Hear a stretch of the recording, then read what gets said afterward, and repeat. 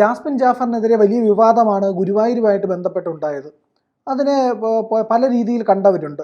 അത് ചർച്ചയാവുമ്പോൾ തന്നെ ഇപ്പോൾ കൂടെ മറ്റൊരു കാര്യവും കൂടി വലിയ രീതിയിൽ ചർച്ചയാക്കപ്പെടുന്നത്, ഒന്നാമത്തെ കാര്യം, ഗുരുവായൂരിൽ അഹിന്ദുക്കൾക്ക് പ്രവേശനമില്ല എന്ന് പറഞ്ഞ് വെച്ചിരിക്കുന്ന ബോർഡ് അതെടുത്ത് മാറ്റണം എന്ന് പറയുന്ന ഒരു ആവശ്യം പോയിരുന്നുണ്ട്. വിശ്വാസികളാണോ? എല്ലാ വിശ്വാസികൾക്കും അതിനകത്ത് കയറേണ്ടതാണ്. ഇപ്പോൾ സച്ചിദാനന്ദ സ്വാമികൾ അതിനെ പറ്റിയിട്ട് പറഞ്ഞിരിക്കുന്നുണ്ടോ? പക്ഷേ എന്താണ് ശരിക്കും സ്വാമികൾ പറഞ്ഞിരിക്കുന്നത്?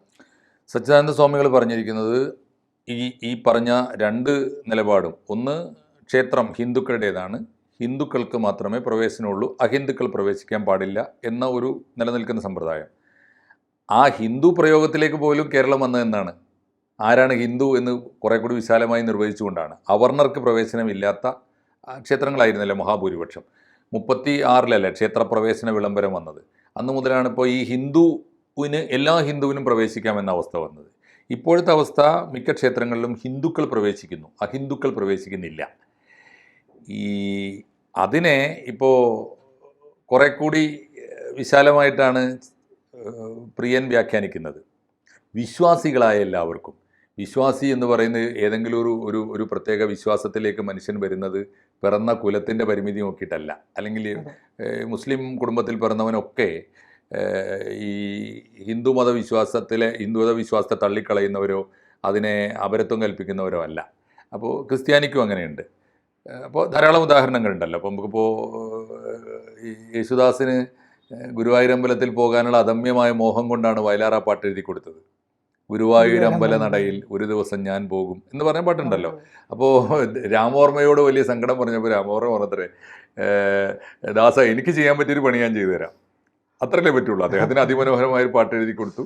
യേശുദാസ് നാട് മുഴുവൻ പാടി നടന്നു. പക്ഷെ ഞാൻ മനസ്സിലാക്കുന്ന ഇപ്പോഴും അദ്ദേഹം ഗുരുവായൂരമ്പലത്തിൽ കയറിയിട്ടില്ല. അതുപോലെ ഒരാളെക്കുറിച്ച് എനിക്ക് വലിയ കൗതുകത്തോടെ എന്നോട് ഒരുപാട് തവണ സംസാരിച്ചപ്പോൾ പറഞ്ഞിട്ടുണ്ട്. എനിക്ക് ഗുരു തുല്യനായ ഒരാൾ, അത് യൂസുഫ് അലി കേച്ചേരിയാണ്. ഞാൻ മലയാളത്തിൽ അദ്ദേഹത്തിൻ്റെ പുസ്തകങ്ങളിലൂടെ കടന്നുപോയപ്പോൾ മലയാളത്തിൽ ഏറ്റവും കൂടുതൽ കൃഷ്ണഭക്തി ഗാനങ്ങൾ എഴുതിയത് യൂസുഫ് അലി കേച്ചേരി. എന്തുമാത്രം പാട്ടുകളാണെന്നറിയോ? ആരും അത് ശ്രദ്ധിച്ചിട്ടുണ്ടാവില്ല. പക്ഷേ അദ്ദേഹത്തിനും ഗുരുവായൂരമ്പലത്തിൽ പോകണമെന്നുണ്ടായിരുന്നു, പോകാൻ പറ്റിയിട്ടില്ല. അപ്പോൾ അങ്ങനെ ഒരു സങ്കല്പത്തിലാണ്. മരിച്ചുപോയി. അപ്പോൾ ദാസേട്ടന് ഇനിയും വേണമെങ്കിൽ പോവാം. പക്ഷെ ദാസേട്ടൻ കൃത്യമായി പോകുന്നത് ശബരിമലയിൽ പോകും മാത്രമാണ്. ശബരിമലയിൽ എല്ലാവർക്കും പോകാൻ തോന്നുന്നു. പ്രത്യേക അനുമതി കൊടുത്തു. അപ്പോൾ എന്താണെന്ന് വെച്ചാൽ ഇങ്ങനെ അദ്ദേഹത്തിനെ പോലെ പ്രസിദ്ധനായ ഒരാൾ മിണ്ടാതെ പോകാൻ പറ്റില്ലല്ലോ, പെർമിഷനോട് കൂടിയേ പോകാൻ പറ്റുള്ളൂ.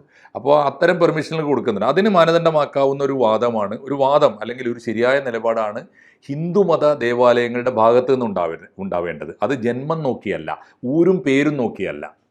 നിങ്ങളുടെ ഉള്ളിൽ ഭക്തിയുണ്ടോ, അല്ലെങ്കിൽ ഭക്തിപൂർവം ആ ഒരു ക്ഷേത്രത്തിനകത്തെ പ്രതിഷ്ഠയെയും ദൈവസങ്കല്പത്തെയും നിങ്ങൾ കാണുന്നുണ്ടോ, എങ്കിൽ നിങ്ങൾ വന്നുകൊള്ളുക. പക്ഷെ അതെങ്ങനെ പ്രൂവ് ചെയ്യുന്നൊക്കെയുള്ള പ്രശ്നങ്ങൾ ഉണ്ടാവും. അതാണ് ഒരു കാര്യം. പ്രൂവ് ചെയ്യണമെന്നുള്ളതാണ് ഒരു ചോദ്യം. പ്രൂവ് ചെയ്യേണ്ടതുണ്ടോ? ഒരാൾ ക്ഷേത്രത്തിൽ വന്ന് ഞാൻ കടന്നോട്ടെ, എൻ്റെ പേര് അഹമ്മദ് എന്നാണ്, ഞാൻ വന്ന് ഒന്ന് കയറി ഇറങ്ങിക്കോട്ടെ, ഓരോരുത്തരുടെ രീതി അനുസരിച്ച് അവിടെ വരുന്നത് ആദരപൂർവ്വമാണല്ലോ എന്ന് കണ്ടാൽ മതിയോ? എങ്കിൽ അത് അനുവദിക്കണം എന്നാണ്. ഈ സച്ചിദാനന്ദ സ്വാമികൾ, നമ്മുടെ ശിവഗിരി മഠാധിപതിയായ ഇപ്പോഴത്തെ സച്ചിദാനന്ദ സ്വാമികളുടെ സ്റ്റേറ്റ്മെൻറ്റ് ഇന്ന് മാധ്യമങ്ങളിലൊക്കെ ഉണ്ട്. അദ്ദേഹം പറഞ്ഞത് ഇതൊരു ഇഷ്യൂവേ ആകാൻ പാടില്ല. ഒരു ക്ഷേത്രത്തിനകത്ത് ഇപ്പോൾ ജാസ്മിൻ ജാഫർ വരുന്നു, അവിടെ കുളത്തിൽ കയറി കാല് കഴുകുന്നു, അല്ലെങ്കിൽ അവരതിൻ്റെ റീലെടുക്കുന്നു, അതൊരു വാർത്ത പോലും ആകാൻ പാടില്ലാത്തതാണ്. ജാസ്മിൻ ജാഫർ ആണാണോ പെണ്ണാണോ, ഈ മുസ്ലിമാണോ ഹിന്ദുവാണോ എന്ന ചർച്ചയേ പാടില്ല.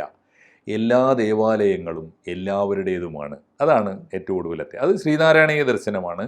എനിക്ക് തോന്നിയിട്ടുള്ളത് അതിൻ്റെ അടിസ്ഥാനത്തിൽ ഒരു പുതിയ ദേവാലയ പ്രവേശന വിളംബരം, ഈ വലിയ നവോത്ഥാനവാദം പറഞ്ഞുകൊണ്ടിരുന്നാൽ മതിയോ? ആലോചിച്ച് നോക്കൂ. ഇപ്പോൾ എവിടെയാണ് നവോത്ഥാനവാദം, എങ്ങോട്ടാണ് പോയി നിൽക്കുന്നത്? ശബരിമലയിൽ സ്ത്രീകൾക്ക് കൂടി പ്രവേശനം കിട്ടിയാലേ നവോത്ഥാനം പൂർണ്ണമാവുള്ളൂ എന്ന് വാദിച്ചവർക്ക് ഇപ്പോൾ ആ മുദ്രാവാക്യമില്ല. അയ്യപ്പന്മാരുടെ സംഗമം നടത്തുന്നു. അയ്യപ്പന്മാരുടെ സംഗമത്തിൽ എന്നാൽ ശബരിമലയിൽ പോകാൻ താല്പര്യമുള്ള സ്ത്രീകളെ പങ്കെടുപ്പിക്കുമോ? യൗവനയുക്തകളായ സ്ത്രീകളെ പങ്കെടുപ്പിക്കുമോ? ആ മുദ്രാവാക്യം മുഴക്കുന്നതിന് പകരം കുറെ കൂടി യാഥാർത്ഥ്യത്തോടെ ശബരിമലയെ കാണുന്നതല്ലേ ശരി? ശബരിമലയിലേക്ക് ഈ ആർത്തവമുള്ള ആർത്തവ സാധ്യതയുള്ള സ്ത്രീകൾ ചെല്ലരുത് എന്ന് പറഞ്ഞത് ആരാണ്?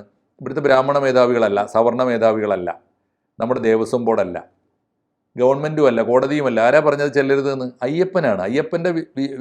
അയ്യപ്പൻ്റെ വിശ്വാസവുമായി ബന്ധപ്പെട്ട ഒരു ഡിഗ്രിയാണ്, അല്ലെങ്കിൽ ഒരു വിശ്വാസമാണ്, ഒരു ആചാരമാണ് അവിടെ സ്ത്രീകൾ ചെല്ലേണ്ടത്. പല ക്ഷേത്രങ്ങളിലും പല ആചാരങ്ങളും ഇല്ലേ. ഇപ്പോൾ ഞാൻ കഴിഞ്ഞ ദിവസം തളിപ്പറമ്പിൽ പോയി ഗണേശോത്സവത്തിൽ പങ്കെടുക്കാൻ.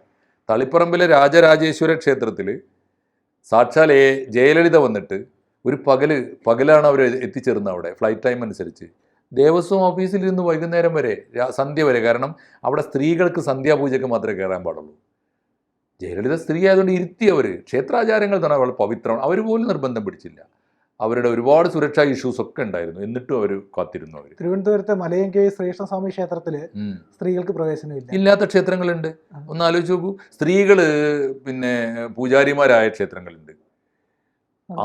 ആണുങ്ങൾ താലപ്പൊലി എടുക്കുന്ന ക്ഷേത്രങ്ങളുണ്ട്. ആണുങ്ങൾക്ക് കയറാൻ പാടില്ലാത്ത ക്ഷേത്രങ്ങളുണ്ട്. ആണുങ്ങൾക്ക് പ്രവേശനമില്ലാത്ത ക്ഷേത്രങ്ങളുണ്ട്. ഇതൊക്കെ ക്ഷേത്രങ്ങളുടെ ആചാരം. അതിനെ ബഹുമാനിച്ചുകൊണ്ട് അയ്യപ്പനെ ബഹുമാനിക്കുകയാണല്ലോ അതിൻ്റെ ശരി. അതാണല്ലോ അതിന് പകരം ആ നിലപാട് അന്ന് എന്താ എടുത്തത്? എങ്ങനെയെങ്കിലും 2 സ്ത്രീകളെ, അതും ഭക്തന്മാരായ സ്ത്രീകളെ അല്ല, വിപ്ലവകാരികളായ നക്സലൈറ്റുകളായ സ്ത്രീകളെ അവിടെ എത്തിച്ചാൽ ശബരിമലയിൽ നവോത്ഥാനം നടത്തിക്കളയും എന്ന് വിചാരിക്കുന്നവരാണല്ലോ.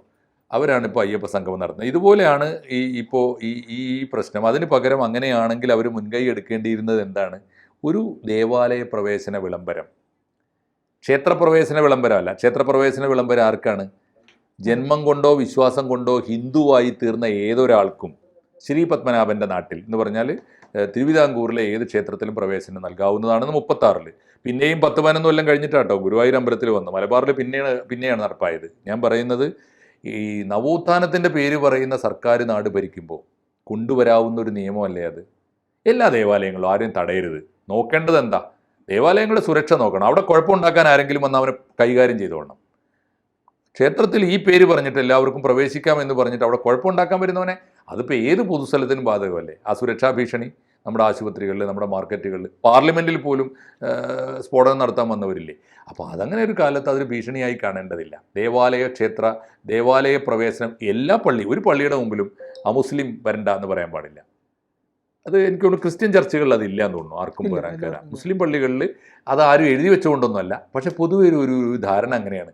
അത് അമുദ് മാഷ് പള്ളിയിൽ പോകുമ്പോൾ ഞങ്ങൾ പള്ളിയിൽ പോയിട്ട് വരൂ എന്ന് പറഞ്ഞ് മാറി നിൽക്കുന്ന ഒരു സ്ഥിതിയുണ്ട്. അല്ല, അത് വേറെ കാര്യം എന്ന് പറഞ്ഞാൽ ചില പള്ളികളിൽ അപൂർവമായിട്ട് എഴുതി വെച്ചിട്ടുണ്ട്. ഈ സ്കൂളിനടുത്തുള്ള പള്ളികളിലൊക്കെ പലയിടത്തും എഴുതി വെച്ചായിട്ട് കണ്ടിട്ടുണ്ട്, നമസ്കാരമില്ലാത്തവർ തൈക്കാവിൽ അല്ലെങ്കിൽ പള്ളിയിൽ. അത് കാരണം എന്ന് പറഞ്ഞു കഴിഞ്ഞാൽ അവർക്ക് ബഹളം വെക്കാതിരിക്കാൻ വേണ്ടി. ഒന്നും ബഹളം വെക്കാൻ പാടില്ല, അത് പാലിക്കേണ്ടതാണ്. ഏത് ദേവാലയത്തിൽ ആര് കയറിയാലും 2 കാര്യം. ഒന്ന്, വൃത്തി വേണം. ഞാൻ OV വിജയൻ്റെ കൂടെ പള്ളിയിൽ അരീക്കോട് അദ്ദേഹം വളർന്ന അദ്ദേഹത്തിൻ്റെ ബാല്യകാലം, അദ്ദേഹത്തിന് അരീക്കോട്ടെ വലിയ പള്ളി എന്നൊക്കെ പറഞ്ഞാൽ താഴ്ത്തങ്ങാടിയിലെ വലിയ പള്ളി എന്ന് പറഞ്ഞാൽ അദ്ദേഹത്തിന് വലിയ ഒരു നൊസ്റ്റാൾജിക്കാണ്. അദ്ദേഹം കോഴിക്കോട്ട്, അദ്ദേഹം വന്നത് പ്രമാദമായ യോഗത്തിനാണ്. ഏതാ യോഗം എന്നറിയോ? ഇന്ത്യയുടെ മോചനം ഇസ്ലാമിലൂടെ എന്ന് പറഞ്ഞ് സിമിയുടെ യോഗം സമ്മേളനം ഉദ്ഘാടനം ചെയ്യാൻ വന്നതാണ്. അന്ന് അദ്ദേഹത്തിന് ഒരു മോഹം, അത് അവിടെ വന്ന് താമസിക്കുകയാണല്ലോ. അപ്പോൾ അദ്ദേഹത്തിന് ഹോട്ടൽ മുറിയിൽ നിന്ന് ഇറങ്ങി അരീക്കോട് പള്ളിയിൽ പോയി. അരീക്കോട്ട് ബാല്യം അച്ഛൻ അവിടെ ഉണ്ടായിരുന്നില്ല, MSPയിൽ. അപ്പോൾ അരീക്കോട് പള്ളിയിൽ കയറി. അപ്പോൾ അരീക്കോട്ടുകാർക്ക് ഒരു പ്രശ്നം ഉണ്ടായില്ല. അദ്ദേഹം വന്നിച്ചുകൊണ്ടാണ് കാല് കഴുകി പള്ളിയിൽ കയറി. എല്ലാവരും അകത്തെ പള്ളിയിൽ പോയി നിസ്കരിച്ചപ്പോൾ അദ്ദേഹം അവിടെ ചമ്രം പടിഞ്ഞിരുന്ന് വളരെ മൗനമായിട്ട് അദ്ദേഹത്തിൻ്റെ പ്രാർത്ഥന നിർവഹിച്ചു. ഇങ്ങനെ എല്ലാവർക്കും അവനവൻ്റെ പ്രാർത്ഥന നിർവഹിക്കാവുന്ന ഒരു ദേവാലയമാണ് ഈ എല്ലാ ദേവാലയങ്ങളും മാറണം. അത് ഹിന്ദു ക്ഷേത്രവും ബുദ്ധവിഹാരങ്ങളും ഈ സിഖ് ഗുരുദ്വാരകളും ക്രിസ്ത്യൻ പള്ളിയും ജൂതപ്പള്ളിയും ഒക്കെ അങ്ങനെയാണ് മാറേണ്ടത്. അങ്ങനെ ഒരു പരിഷ്കാരം ഈ നവോത്ഥാനത്തിൻ്റെ ഈ വായ്ത്താരി മാത്രം പറഞ്ഞുകൊണ്ടിരിക്കുന്ന ഗവൺമെൻറ്റുകൾ ചെയ്താൽ അതായിരിക്കും ഏറ്റവും നന്നാവുക. എനിക്ക് മുസ്ലിം സമുദായത്തിൽ നിന്ന് അതിൻ്റെ അങ്ങനെ ഒരു സ്വപ്നം പങ്കിട്ടൊരു പണ്ഡിതൻ ഉണ്ട്. അദ്ദേഹത്തിൻ്റെ പേര് CH മുസ്തഫ മൗലവി എന്നാണ്. അദ്ദേഹം പറയുന്നത് ഒരു വിശ്വദേവാലയം അദ്ദേഹം സ്വപ്നം കാണുന്നുണ്ട്. അത് നടപ്പായിട്ടില്ല. അദ്ദേഹത്തിൻ്റെ ഒരു സ്വപ്ന പദ്ധതിയാണത്. ഏത് മനുഷ്യനും വന്ന് കയറാവുന്ന, ഏത് മനുഷ്യനും അവനവൻ്റെ ഈശ്വരനോട് പ്രാർത്ഥിക്കാവുന്ന, ഏത് വേദങ്ങളും ഇഷ്ടത്തോടെ പഠിക്കാനുള്ള ലൈബ്രറിയും ഗുരുക്കന്മാരും. ഇവിടെ ഇത് ജൈന പാഠ കേന്ദ്രം എന്ന് എഴുതിയാൽ അവിടെ ചെന്ന് ജൈനനെക്കുറിച്ച് പഠിക്കാൻ, ഗുരുദേവൻ്റെ പാഠങ്ങൾ പഠിക്കാൻ, ബുദ്ധനെക്കുറിച്ച് പഠിക്കാൻ, ലോകത്തിലെ എല്ലാ ഗുരുക്കന്മാരെക്കുറിച്ചും പഠിക്കാൻ ഉതകുന്ന ഒരു ദേവാലയം എന്ന സ്വപ്നമുണ്ട്. അതിലേക്കൊക്കെ ഉള്ളൊരു വെളിച്ചമാണ് ഇപ്പോൾ വേറൊരു കാര്യമുണ്ട് മാഷ, ഒരു കാര്യം കൂടെ സൂചിപ്പിക്കണമെന്ന് തോന്നി. മുസ്ലിമായ ആൾ ഹിന്ദുക്കളുടെ ഗുരുവായി തീർന്ന ഒരു നാടാണ് ഇപ്പോഴും അദ്ദേഹം ജീവിച്ചിരിപ്പുണ്ട്, ശ്രീയമ്മ. തീർച്ചയായിട്ടും ഉണ്ട്. ചെറിയ കാര്യമല്ല, തീർച്ചയായിട്ടും അത് വലിയ കാര്യമാണ്. അത്തരം ഒരു വളർച്ചയിലേക്കാണ്, അങ്ങനെ ഒരു ആകാശത്തിലേക്കാണ് നമ്മൾ വളരേണ്ടത്. ഇപ്പോഴും നമ്മളിങ്ങനെ ചുരുങ്ങി ഹൃദയ ചുരുക്കം ബാധിച്ച് അവനവൻ്റെ ഗെറ്റ് ഹൗസിലേക്ക് പോവുകയാണ്. എന്നിട്ട് എൻ്റെ ഗെറ്റ് ഹൗസിൽ, ഞാൻ പിറന്നു വീണ ഗെറ്റ് ഹൗസിനെ ന്യായീകരിക്കലാണ് എൻ്റെ പണി. അതാണ് എൻ്റെ മതാദർശം. അത് അങ്ങേയറ്റം മനുഷ്യവിരുദ്ധമാണ്, കാലവിരുദ്ധമാണ്, ആത്മീയതക്കും എതിരാണ്. ഏതായാലും ഈ ശിവഗിരി സ്വാമികളുടെ ഈ സന്ദേശം ഗുരുവായൂർ അമ്പലത്തിന് മാത്രമല്ല എല്ലാ ദേവാലയങ്ങൾക്കും ഒരു പാഠമാകട്ടെ. ഇതിനെയൊക്കെ കാത്തു സംരക്ഷിച്ചു പോരുന്ന നമ്മുടെ ഭരണകൂടത്തിന് ഒരു പാഠമായിരുന്നെങ്കിൽ, അവരുടെ കണ്ണ് തുറന്നിരുന്നെങ്കിൽ നല്ലതാണ്. അയ്യപ്പ സംഗമം നടത്തുന്നതിനോടൊപ്പം അയ്യപ്പന്മാരെ ആദരിക്കാനുള്ള മനസ്സ്, ഈ ശബരിമലയിലെ ആചാരങ്ങളിൽ ഇനി ഞങ്ങൾ ഇടപെടുന്നില്ല എന്ന് മൗനമായി പറഞ്ഞുകൊണ്ട് അയ്യപ്പന്മാരെ ബഹുമാനിക്കാൻ തീരുമാനിക്കുന്ന മനസ്സിനെ നമുക്ക് ആദരിക്കാം. ഒപ്പം എല്ലാ ക്ഷേത്രങ്ങളും ശബരിമലയായി തീരുന്ന, എല്ലാവർക്കും പ്രവേശനമുള്ള, വാവരുസ്വാമിയും അയ്യപ്പനും ഒരുമിച്ച് വാഴുന്ന ഒരു കേരളത്തെ നിർമ്മിക്കുന്നതിൽ ഗവൺമെൻറ്റും പങ്കുവഹിക്കട്ടെ.